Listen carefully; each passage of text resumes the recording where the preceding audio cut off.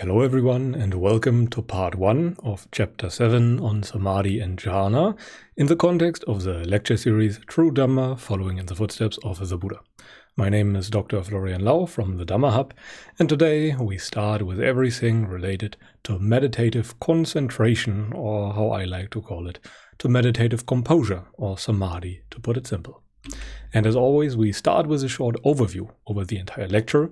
This one will be medium long, I guess. It will take a time, because there are many wrong views when it comes to modern interpretations of jhana. As we will soon see, there are at least 10 or even 40 or 100 different kinds of jhana in existence, and it is not easy to tell all of them apart and see which one is actually what the Buddha taught. And I'm setting up my timer in the background, and which one is just something that modern practitioners made up that came through their cravings, through their wrong views. And we will analyze that in detail, and we will also try to understand the most common types of jhana and analyze if they are in line with what the Buddha said. But first of all, we try to make sure that the prior training that leads you up to the attainment of samadhi or jhana is very clear, so that you know what must be done. After that, we have a short story time number 7, and then we analyze the various types of wrong jhana that I just mentioned. Then we go into the details of how the real jhana can be attained, and I will move along the 5 hindrance model. The 5 hindrances have to be overcome. Freedom from the 5 hindrances is more or less a precondition for attaining the 4 jhanas that the Buddha mentioned repeatedly. Then we will analyze those 4 jhanas in detail, and then we move into the territory of immaterial jhanas, and then in the end we have a short summary. But let us move on. As always, in the beginning we have 5 minutes of mindfulness meditation that are optional for the listener. If you want to, you can sit for a while and try to resist all the cravings and impulses that arise in your mind. It is a very fruitful kind of practice that many people should do way more often. It is not about avoiding the bad feelings that might be there in your mind.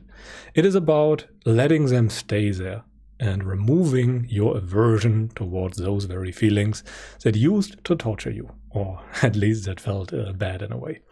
We, in a sense, want to tame the mind and make it obey. So we give it a task that it should do, and then we encourage the mind to stay. But as always, I will pause now for a moment, and then you can do the meditation, and afterwards we continue.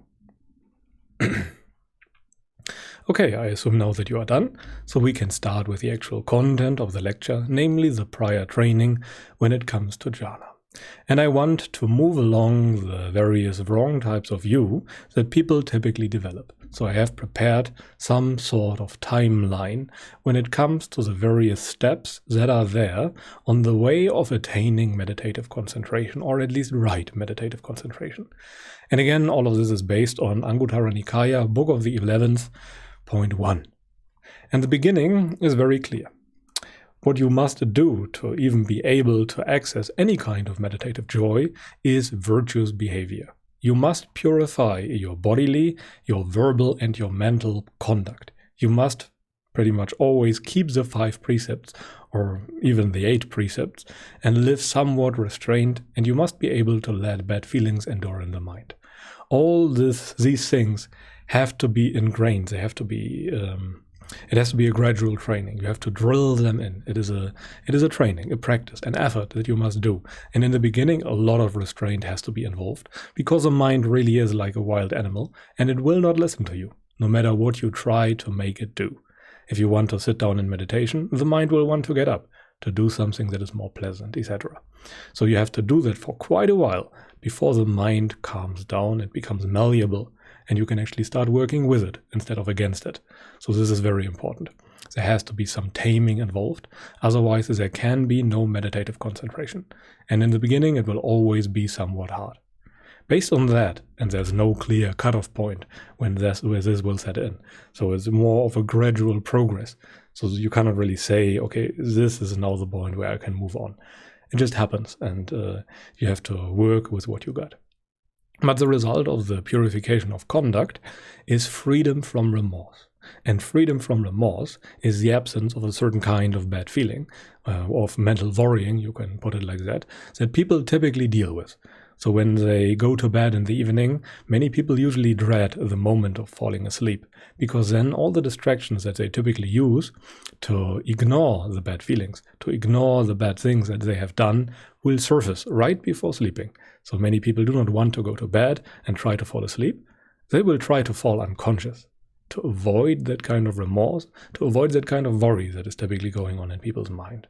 And when you purify your conduct, namely remove the causes and conditions for those kinds of remorse and bad feelings to arise, then the result will be a certain degree of happiness that can be especially felt in meditation. But this is just one kind of, let's say, happiness or joy that can arise as a result of the practice.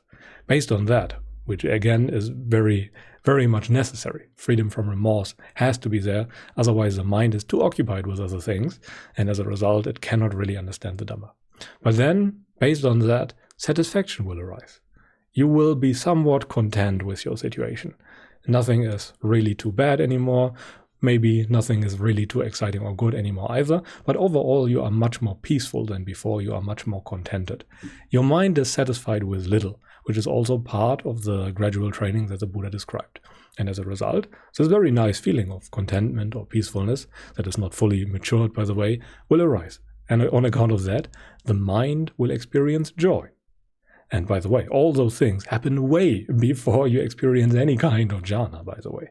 So jhana is not just something that is feeling nice in meditation, but the untrained mind, and this is very important, will pretty much call everything a jhana as long as it feels better than what you are used to in your sensual perception of the world. So when an untrained person starts meditating and experience something extraordinary, some kind of joy from meditation, then they will interpret that as jhana, because that is the most popular word out there that is associated with meditative pleasure and meditative joy and those kinds of feelings. In reality, that is not necessarily true. As we will see here in this diagram, the Buddha has described various states of joy and pleasure and all those things way before any kind of jhana or samadhi is possible. And mental joy is the logically next step. The mind is joyful on account of the satisfaction of the body, on account of the fewness of desires, it experiences joy. And on account of the joy, pacification or calmness of the body can arise. Because when the mind is kind of calm, then the body will usually imitate that kind of calmness. Because in the end, it is a very closely related, let's call it a feedback system. Body and mind cannot really be told apart from each other. There's no clear cutoff point where the mental begins and where the body begins in the conventional sense. So as a result of the mental joy, the body starts calming down. Because you kind of notice, okay, I really don't have to be agitated all the time, especially when there is joy present. And as a result of that, you will feel bodily pleasure. There will be felt some kind of pleasure that is, and this is very important, based on seclusion from unwholesome states, based on seclusion from sensuality, based on seclusion from the domain of the body. Whenever the Buddha named the senses, he also named the body, because the body is the basis for the six senses. So when you are secluded from sensuality, you are also secluded from the domain that pertains to the body. So you are kind of secluded from the entire domain of the senses, and your entire perception is kind of lofty. You are watching from above. You are high up in the air while everything else is happening down. The Buddha compared it with climbing on a mountain and watching everything from afar. You can compare it with that. And based on that, a lot of bodily pleasure will arise. But that pleasure, and this is very important, is a pleasure that arises from seclusion. It is not a pleasure of the jhana. So when you feel that kind of pleasure, that is very good, and indeed it is a result of a lot of prior training. The untrained mind cannot experience that. But that does not mean that that kind of pleasure is a jhana. And the Buddha was very clear about that. And then based on that, based on the seclusion from basically everything unwholesome, the next step can happen, which is concentration or samadhi. And now this is very important. Samadhi is a gradual process. Samadhi is not just one thing that just happens. Samadhi has to be trained too. It has to be drilled. It is a special kind of non-forgetfulness, as we will see, of the 3 marks that you try to make continuous. And as a result of that, you will experience a degree of relief of the oppressive nature of your feelings and your body. So this is very important. So when the typically oppressive nature of the body cannot reach you anymore, then you experience a great kind of relief that the Buddha compared with freedom from the hindrances, but we will later analyze that in detail. And Samadhi overall culminates in Jhana. And this is very important, and we will learn that later too. Samadhi, or right Jhana, is the last part of the Noble Eightfold Path. That starts with right view, namely with the attainment of the right view or stream entry, and it ends or culminates in Jhana. So this is very important, because people usually think that they can practice jhanas before stream entry. This is technically possible, but in today's time, where the teachings of the Buddha, as an example, are so readily available, it is basically impossible for people to experience jhana before they attain stream entry. And there are many traditions out there that try to teach jhana before stream entry, by the way. People who have basically no wisdom, so whatever they experience is not a jhana in the Buddhist sense. Usually they cherry pick certain suttas and try to make their method fit the sutta, but then they ignore everything else that the Buddha had to say about jhana, which is basically the typical approach of people that have a method, have an agenda that they try to justify through the suttas, because it does something for them. And again, it does produce nice feelings. Many of the methods out there do produce very good feelings, but very good feelings are not the metric of success when it comes to insight. Insight is something entirely different. You even notice that feelings of the good kind are oppressive. That is an insight. And as a result, you become free of the pressure of all feelings, good, bad, and neutral. And as a result, the mind is liberated from the oppressive nature of feelings. And then, based on concentration and samadhi, and based on jhana as a foundation, at least the first jhana, all the other factors of the path can arise, namely knowledge and vision of things how they really are, namely access to the true nature of things. Then, as a result, dispassion and disenchantment, and the ability to see the danger in sensuality, and as a result of that, knowledge and vision of liberation, namely nibbana. Then you can notice that your training is done, that you are now beyond training, as the Buddha put it, aseka.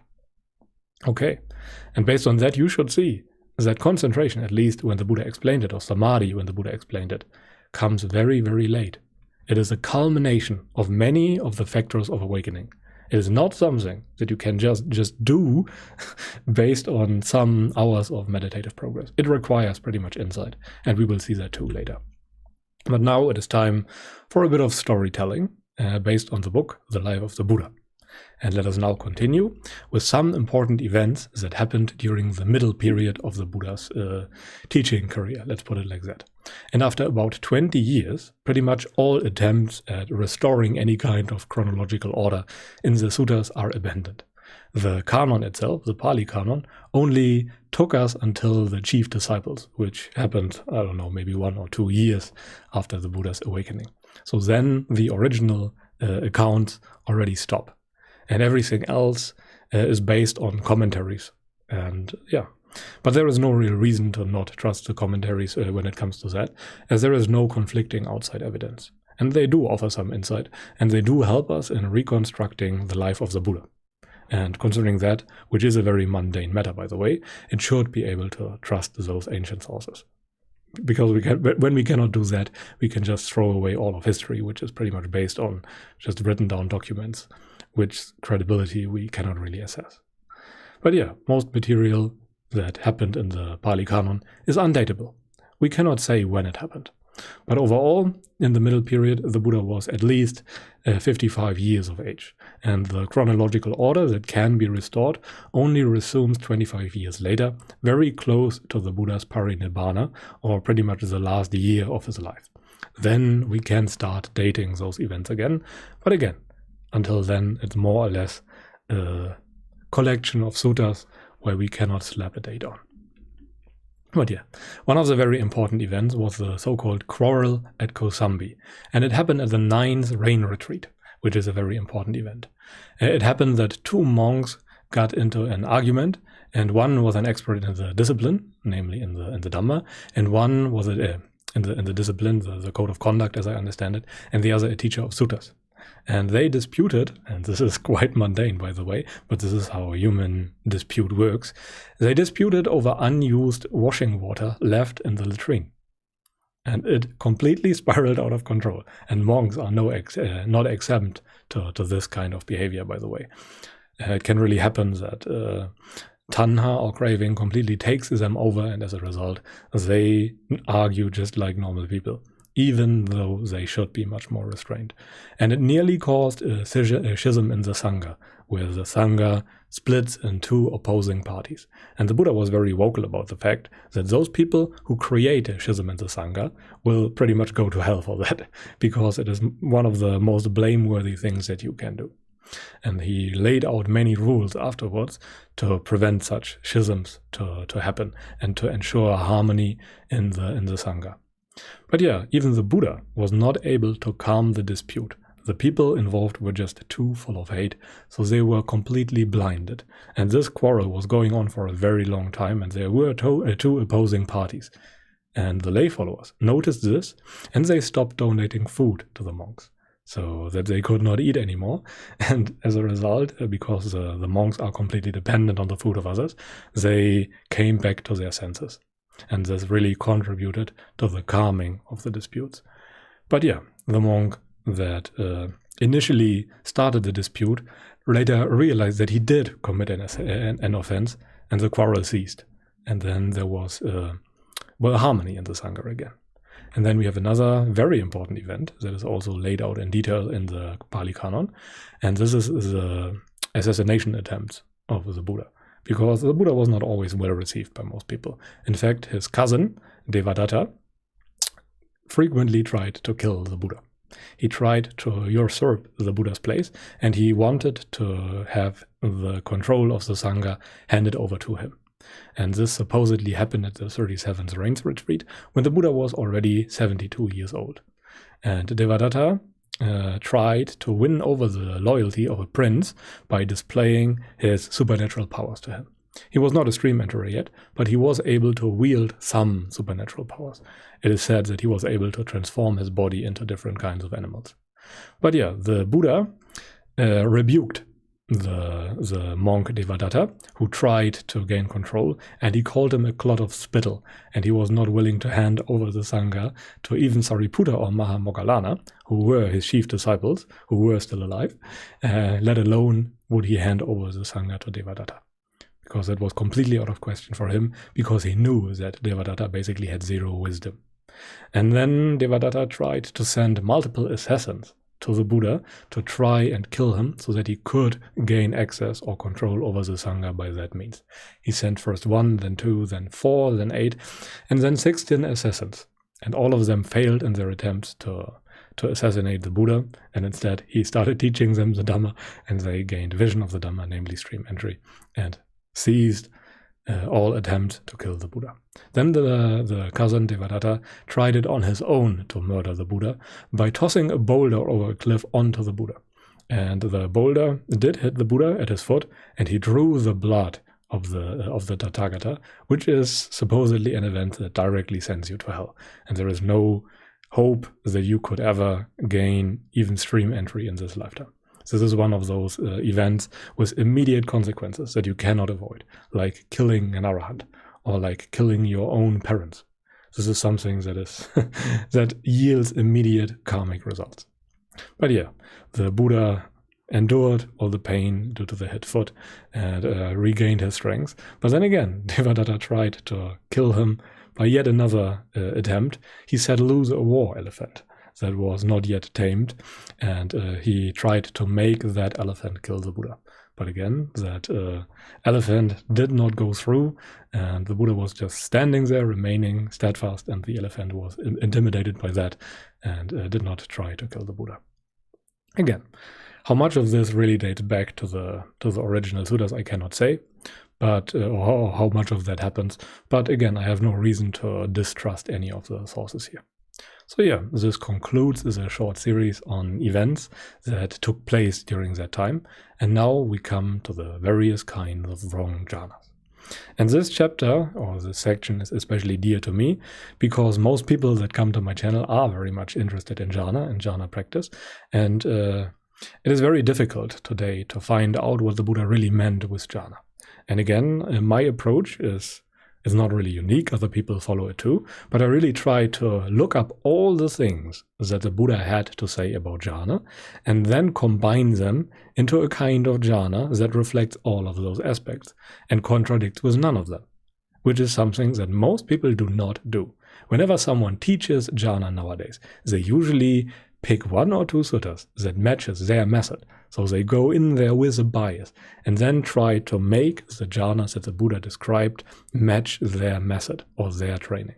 In reality, it conflicts here and there with everything that the Buddha said on other occasions, and thus it cannot really be the jhanas that the Buddha talked about. Nonetheless, there are some very, very popular kinds of jhanas that people practice nowadays, and the first one of those would be the absorption kind of jhana that we will talk about now. And just to give you an idea of how the Buddha portrayed things during his time, I want to give you a simile. The Buddha was very well aware of the fact that people oftentimes choose wrong methods when they try to achieve a certain goal. And the Buddha compared their use of wrong methods, like the absorption jhanas, with a man who needed oil, seeking oil, wandering in search for oil. Then he were to heap up some gravel instead of oil seeds in a tub, sprinkle it all over with water, and then try to press that gravel to gain some oil. Then, if he made an aspiration and acted thus, he would be unable to produce any oil. Why is that? Because that is not a proper method for producing oil. So too, when whatever recluses and Brahmins have wrong views, a wrong understanding of jhana as an example, they are still unable to get what they want. Why is that? Because it is not a proper method for producing certain results. So when you want to attain jhana, you have to do it rightly. You have to fulfill all the prior preconditions that are necessary to attain jhana, and then you have to do it rightly. If you do not do it rightly, whatever you will attain is not necessarily the jhana that the Buddha was talking about. And the Buddha tried to convey this point as an example during the simile that I am presenting here. It is from Majjhima Nikaya number 126. So it does not matter how much you want to attain jhana. You will be unable to get it if you do it wrongly. And jhana, in essence, cannot be something that you actively do. You could call, as we will see later, jhana non-activity. It is a state where the appropriation of the body completely ceases. So whatever happens with the body moves, it talks, it does its things, but it is not you doing it. This is a state of insight, and this is very, very important. And again, if you still have wrong views on that kind of jhana, then you cannot really attain it, and you cannot understand it. And again, it is all about understanding the experiences that you have, and not about having mythical or super nice feeling experiences. This is very important to keep in mind. But now to a short overview of all the different jhanas that are there in existence. And I want to be very clear here. There are at least 10 different states that people call jhana nowadays that are somewhat popular in the West. Those are the states that I know of, that I have encountered. And I had to notice that there are at least 10 different distinct kinds. All of them say that their jhana is what the Buddha taught. And not all of them can be right at the same time.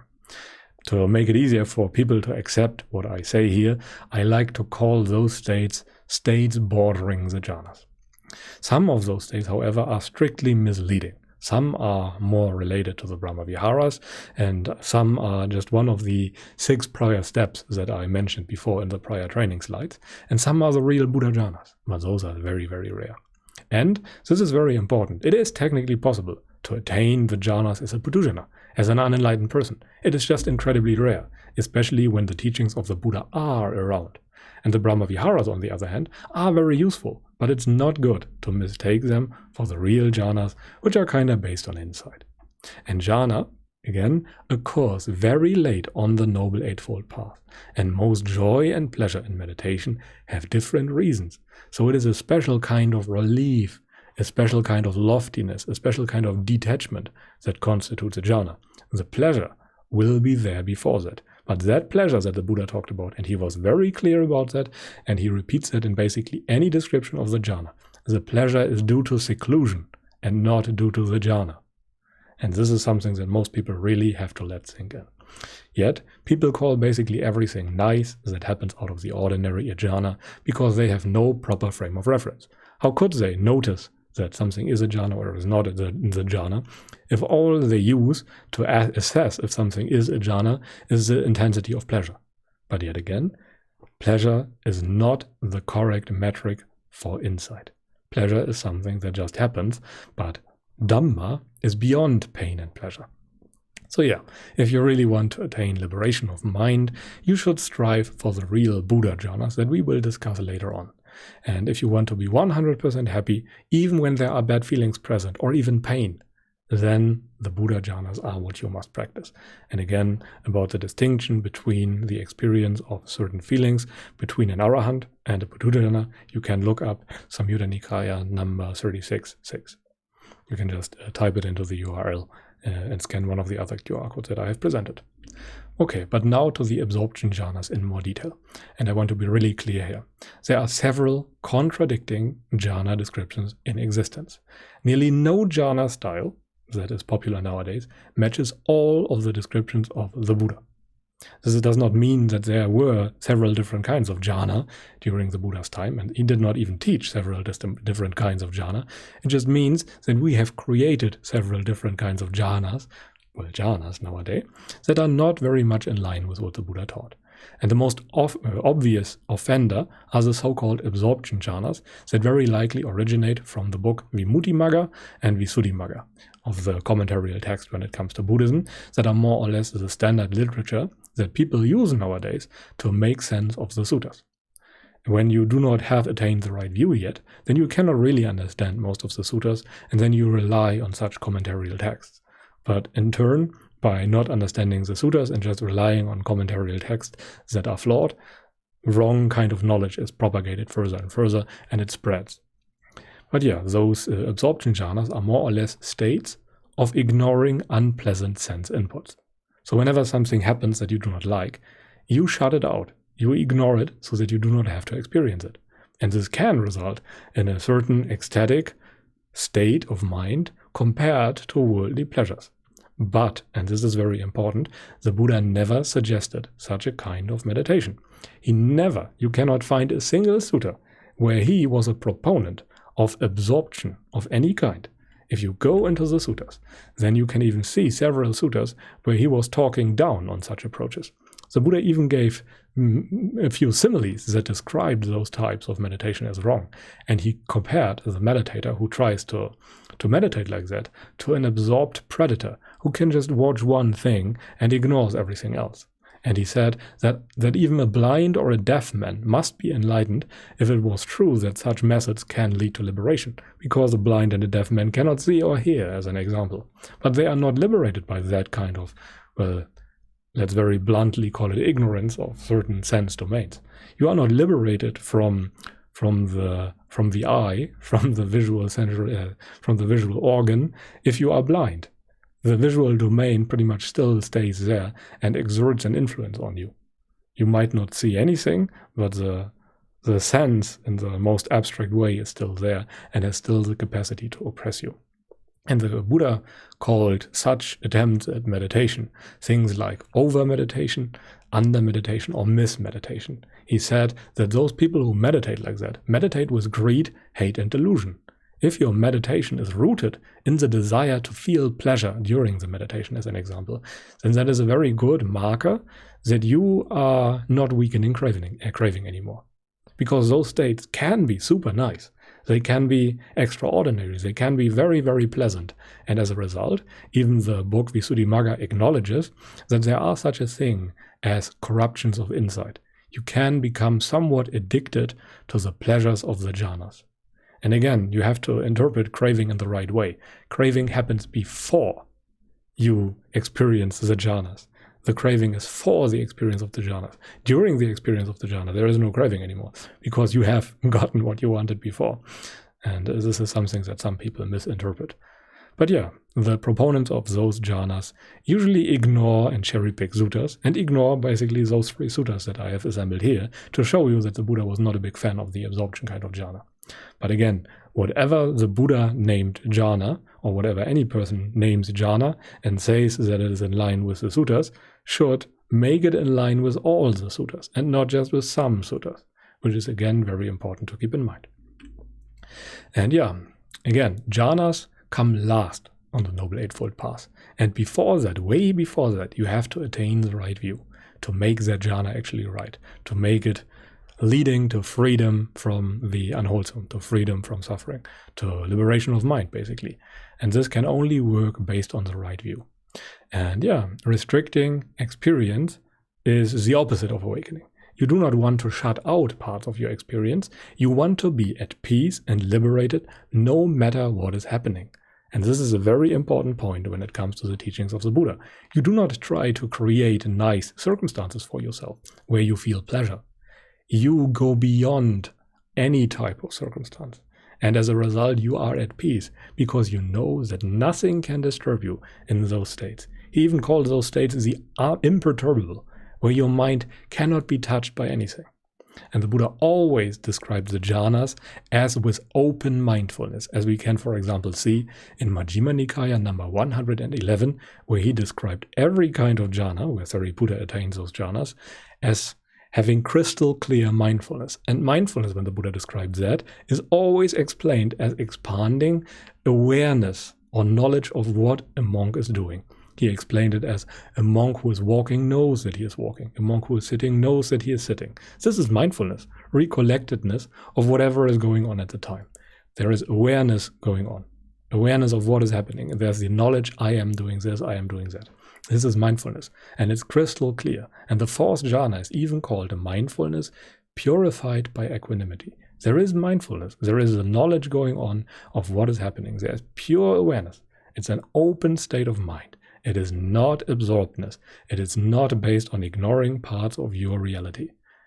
It is, if anything, it is based on including everything that there is in your mindfulness. And the right jhana is always open and aware. And it is the basis for awakening. And you can't awaken by doing the opposite of what awakening is. Awakening means that you are at peace regardless of the circumstances. However, those jhanas that ignore the certain parts that they do not like about the circumstances cannot lead to awakening that way. The state of jhana is a state of insight. You dwell in that state, and as a result, you experience, well, you train that state, so to speak. You dwell in a state of liberation, and the Buddha called it a temporary liberation of mind, not a temporary pleasure experience. And as a result, you come closer and closer to the real liberation of mind. And again, this is very important to keep in mind. And just to make very clear what I mean here, I have picked up yet another sutta, another simile that the Buddha spoke of. And this is a simile of the high and luxurious bed. And I will just read it to you and then give you the interpretation and a few remarks on the commentaries on that text. But, Master Gotama, what is this celestial, high and luxurious bed that at present you gain at will without trouble or difficulty? And then the Buddha continues, and I left some parts out, again, because I could not fit it on the slides otherwise. Secluded from sensual pleasures, secluded from unwholesome states, I enter and dwell in the first, the second, the third, and the fourth jhana. Then Brahman, when I am in such a state, if I walk back and forth, if I am standing, on that occasion, my standing is divine, my sitting is divine, my lying down is divine or celestial, however you want to see it. This is a divine, high and luxurious bed, or celestial, high and luxurious bed, that I gain at present, that I gain at will, without any trouble or difficulty. And the commentarial text, when it comes to such suttas, always make a small remark and give you a footnote that says, of course, what the Buddha means there is that you dwell in jhana and then you get up from the jhana and then you do that walking back and forth. So you do not do it while in the jhana because they interpret it as an absorbed state of mind. And as a result, they must discuss this kind of sutta away. This time it requires interpretation because the Buddha clearly meant something different that is more in line with the line of thought of the commentary texts, which is not something that I like to do at all. Because when the Buddha talked about the jhanas, then he talked about them in this way.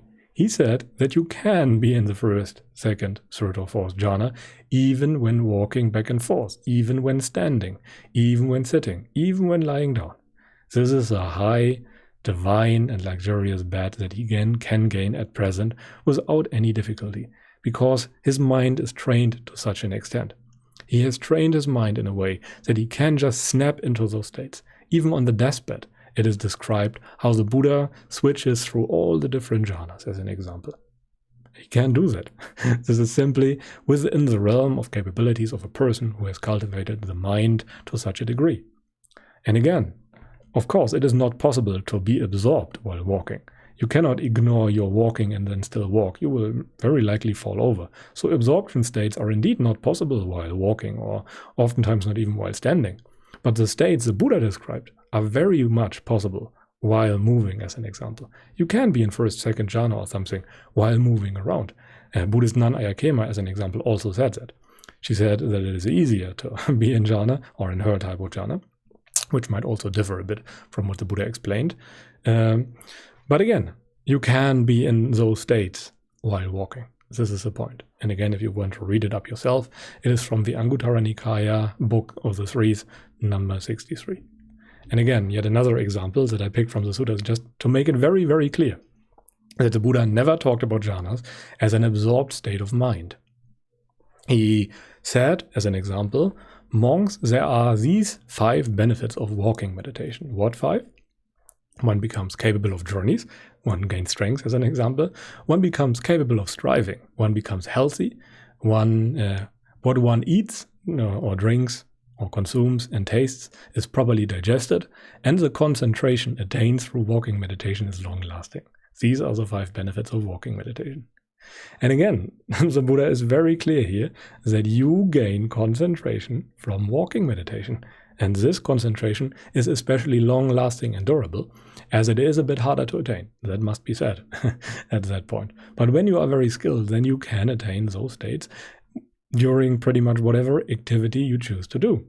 And the other benefits are very interesting too, because if you walk a lot, if you do your walking, if you walk on alms road and all those things, then you become capable of journeys because you train the body. The Buddha knew that very well. He knew how the body worked. And you become capable of striving because there always is carryover when you do any kind of exercise. Walking is not something that the body wants to do. It always tries to conserve energy. But if you overcome the mind's impulse to just lie around and do nothing, then you can become more capable of striving, as the mind more readily obeys what you want. And you also become healthy because the body really needs movement to, for example, properly digest food. I always say that because I'm also doing some self-improvement content. The movement is necessary because getting all the nutrients into cells requires the blood. It requires an active blood flow. And getting all the waste material out of cells also requires the bloodstream. The bloodstream is the transport system of the body, and it gets stimulated when you exercise. And when something like exercise is ever present, as an example, during the evolutionary context, then the body adapts to that kind of ever-presence, and it becomes necessary at some time because more and more things will be dependent on that kind of exercise. This is why the Buddha always said that monks should, by all means, do their walking meditation. But the key point here is that you can attain states of concentration during meditation. And just one more thing when it comes to the mindfulness, that is always part of all the jhanas. The Buddha always described the jhanas as open states of mind. I cannot overemphasize that, because mindfulness nowadays is such an overloaded term. People interpret mindfulness in all kinds of different ways that are very much not in line anymore with what the Buddha said. They typically associate mindfulness with just being absorbed at one point at the tip of your nostrils, and then you watch what goes on there. In essence, you are absorbed in one sensation and ignore everything else.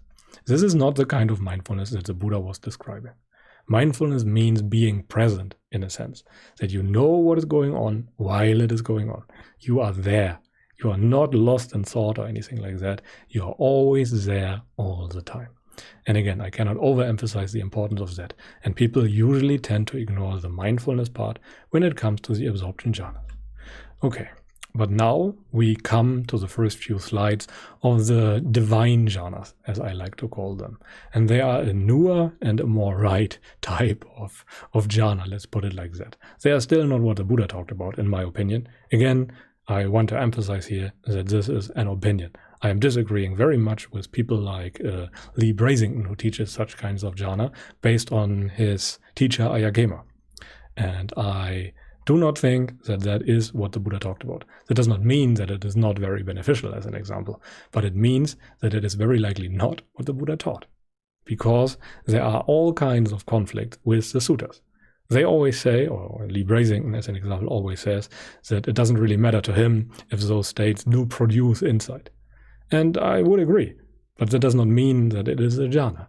It means very much that it is in line with what the Buddha taught and does not go against it, which is nice because the absorption jhanas directly go against it. And I would not practice those as an example. I would actively try to avoid those.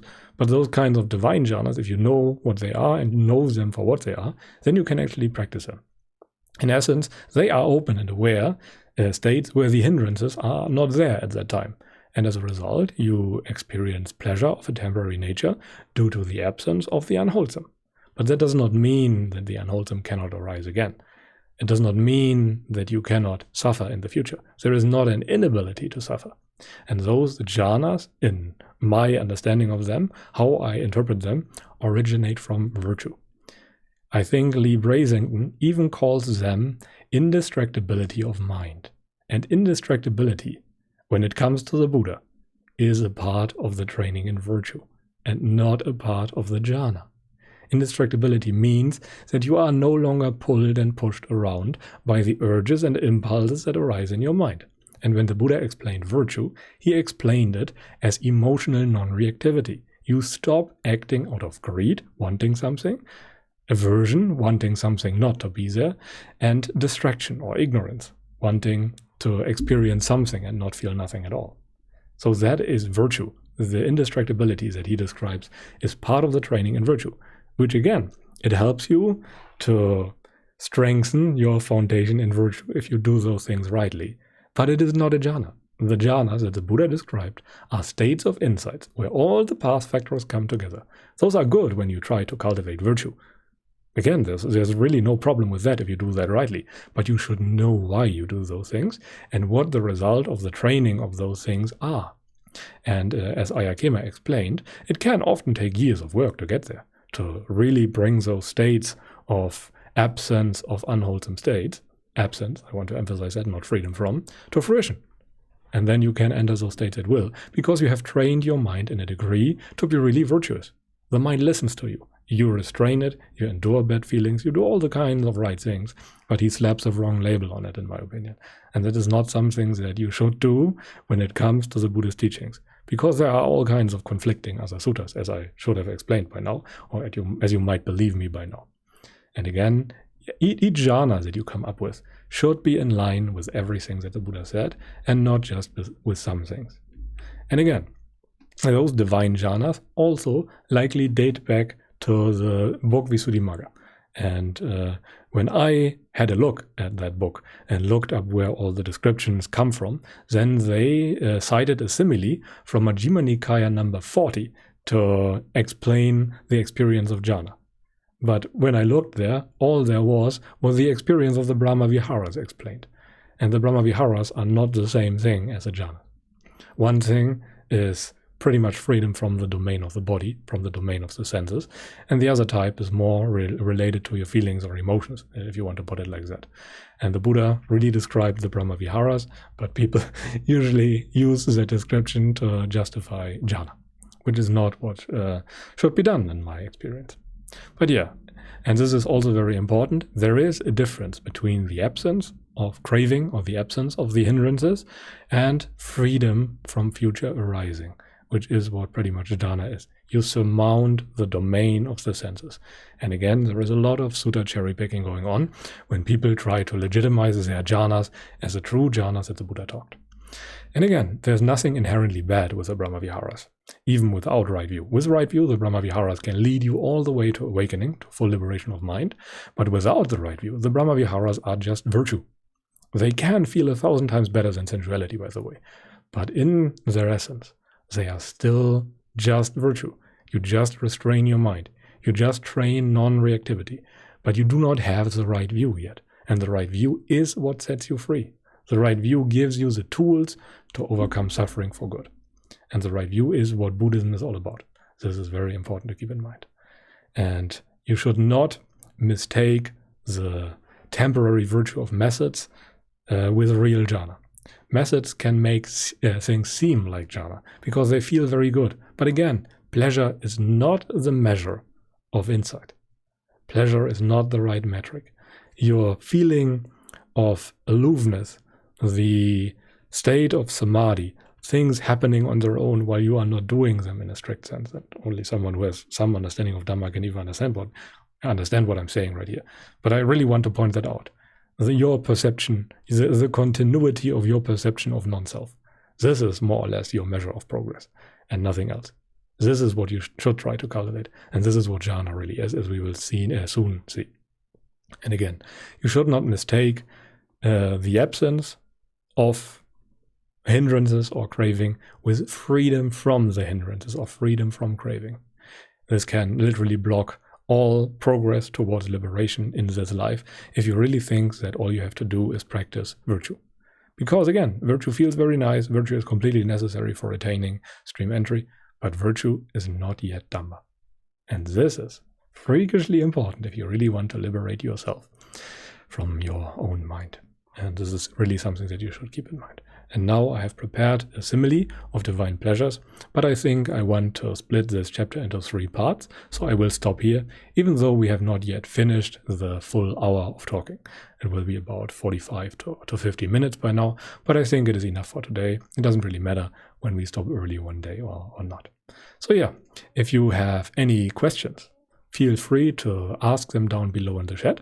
And please make sure that you start a new comment for each question so that YouTube will inform me about your comment. If you just comment to another comment, YouTube will usually just not tell me, and then it's likely that I overlook your comment. And this would not be so nice, as it would be desirable if all people could benefit from your question, because it happens all the time that people have the same questions, and when I answer them in 1 or 2 or 3 question and answer videos with a noble friend of mine, then lots of people can benefit from that, and maybe I can communicate the answers in a relatable way for many people to profit from them. So that would be very nice. So by all means, if you have questions regarding the jhanas, and it is a highly debated topic, I know that, then feel free to ask them down in the chat.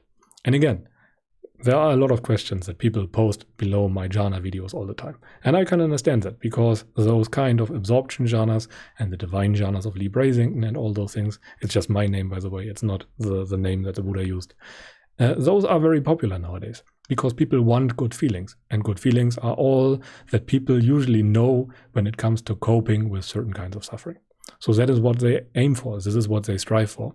And when I tell them about a state of mind that is more of a state of insight, or a culmination of factors of awakening, then the pleasure jhanas, let's put it like that, the absorption jhanas will always win, because that is what people know, that is what people want more of. They don't really want liberation from suffering. They want to feel orgasmic pleasure most of the time, and they do not even know that there is something much better that can be attained, namely insight, namely complete freedom from suffering, namely supreme relief from pretty much everything in the world. Nothing, no matter what circumstances happen, can touch you. This is a state of jhana, and not temporarily sitting on the meditation cushion, being absorbed and ignoring your bad feelings. But anyways, this is a digression. We want to discuss that in the next 2 upcoming lectures. So yeah, I guess I thank you very much for watching and still being here. If you know anyone who could profit from such a lecture, or if I made you think, and maybe you want to make other people think too, if their interpretation of the jhanas is right, then by all means feel free to recommend this lecture to other people, because it helps out the channel, it helps out spread the good Dhamma. And yeah, you can in the end decide for yourself if what I say here is something that is likely true or not. In the end, you always have to decide for yourself and see for yourself. You should test what I say. And yeah, I guess that is enough for today. Thank you very much for watching. Have a nice day and goodbye.